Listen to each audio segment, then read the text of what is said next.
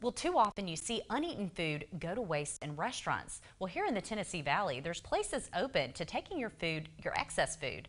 Our Kayla Carlisle met up with a couple of those places to see how they're feeding the hungry. Being hungry is something the folks at the Huntsville Rescue Mission are too familiar with.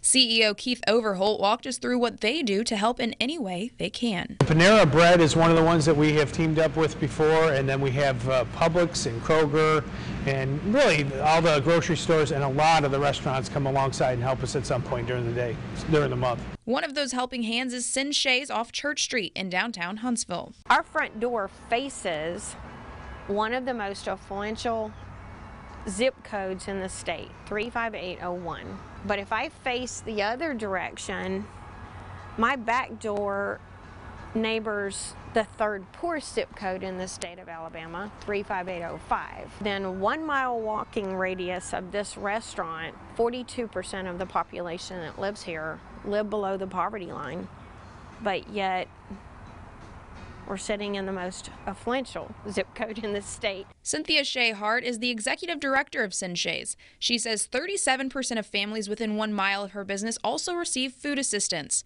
Giving back to those in need is what she says she was meant to do. If we have an event that we've over-prepared and we still feel is in very safe conditions and hands, and we can pass it off to another 501c3 called Manna House or Salvation Army or Downtown Rescue Mission, because they feed thousands each night just because they're hungry. Daily basis we serve a ton of folks, but I can tell you on a yearly basis this year it's going to be about 320,000 meals that we'll serve. An overload of food is what those in need truly rely on to make it through the day.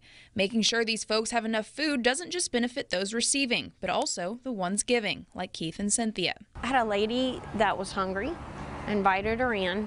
She was new to the homeless camps. I was on my way home one afternoon and the soup pot had been put up. And so I invited her to Five Guys. We just shared a hamburger and a milkshake. Time goes on and I lose her. We posted just a normal everyday Facebook message and she wrote back, "You probably do this more often, but I'm the one that you took to Five Guys. So I just want to let you know I'm working and my life has turned around and I just really want to thank you." And it's organizations like Keith and Cynthia's that truly serve hope through a hurting community. Putting the Valley first, I'm Kayla Carlisle, WZDX News.